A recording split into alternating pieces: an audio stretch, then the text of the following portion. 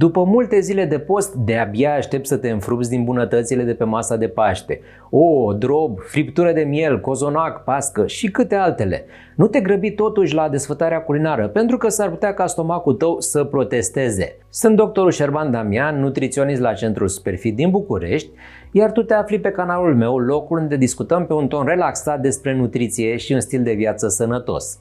Așa cum ți-ai dat seama, în acest video vom vorbi despre Paște, însă informațiile sunt valabile pentru orice perioadă de sărbători. Problemele digestive sunt frecvente în aceste perioade, iar asta din cauza exceselor și a trecerii bruște de la o alimentație de post, teoretic mai ușoară, la una încărcată de calorii, cu multe mese bogate în grăsimi și zahăr, udate de alcool. Din punct de vedere nutrițional, postul religios ortodox presupune abținerea de la alimentele de origine animală, carne și preparate din carne, pește, lactate, ouă. Practic, putem vorbi despre o alimentație vegană, fiind puține zile cu excepții în care se poate mânca pește. În plus, în anumite zile este indicată doar o masă pe zi sau chiar post negru.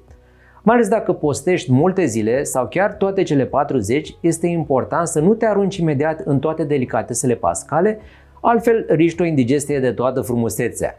Iată ce poți face pentru a te bucura de preparatele tradiționale de Paște, dar fără să fie nevoie să închei masa cu un apel la 112. În primul rând, evită excesele. Introduc treptat în dietă alimentele de origine animală și alege preparate mai ușoare, brânză proaspătă, iaurt, supe și ciorbe fără prea multă grăsime, carne slabă la cuptor. Sărind peste mic dejun ca să lași loc pentru un prânz îmbelșugat, s-ar putea ca foamea și pofta să facă ravagii. Păstrează în linii mari mesele principale ca să previi mâncatul în exces. Atenție și la mărimea porțiilor. După un prânz foarte consistent, renunță la gustare sau ia o cină mai ușoară. Dacă după ce ai ținut post mai multe zile îți servești brusc stomacul cu o combinație de ouă umplute cu maioneză, drob, carne grasă de miel cu cartofi prăjiți, cozonac, peste care torni multe pahare de alcool, s-ar putea ca sistemul tău digestiv să fie luat prin surprindere. Până la urmă, și tu când te întorci din concediu după multe zile de relaxare, ai nevoie de ceva timp să te obișnuiești din nou cu munca, nu-i așa? Te-ai simțit copleșit dacă imediat apar lucruri complicate de rezolvat unul după altul. Fă-ți poftele, dar pe rând. Nu amesteca la o singură masă toate bucatele de care ți-e poftă, ci împarte-le pe mese și pe zile. O felie de cozonac are aproximativ 350 de kilocalorii, destul de mult pentru o persoană sedentară.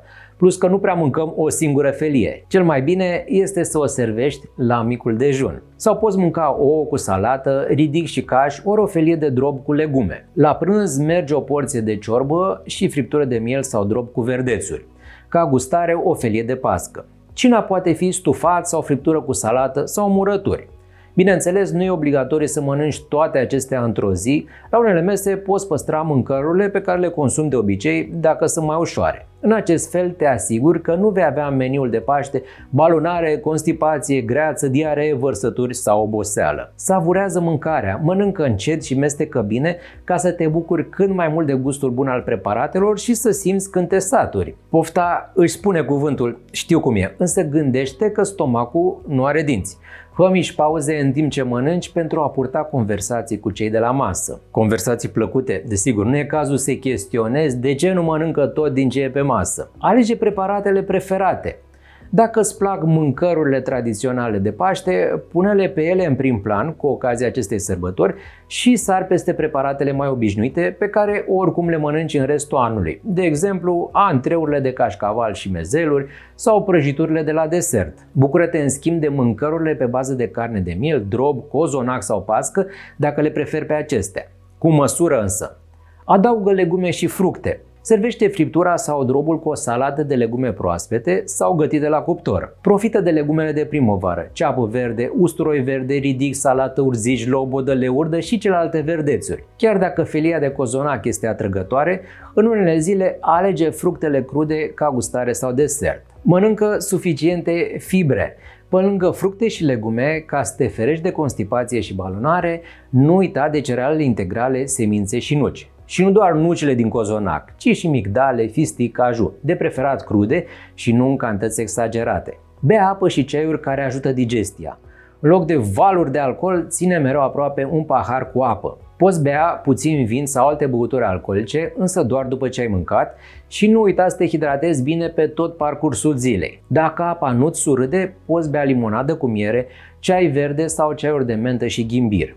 Evită sucurile cu mult zahăr. Masa de Paște ar trebui încărcată în special cu momente de bucurie alături de cei dragi, cu relaxare și pace, nu exclusiv cu mâncare și băutură. Sărbătorile înseamnă familie și prieteni alături, mai ales că poate nu ne vedem atât de des pe cât ne-am dori. Profită de reuniunile de Paște pentru a întări legăturile cu cei dragi și nu doar cu mâncarea. Sper că aceste informații ți-au fost de folos. Dă un like acestui video și nu uita să te abonezi la canalul Dr. Damian.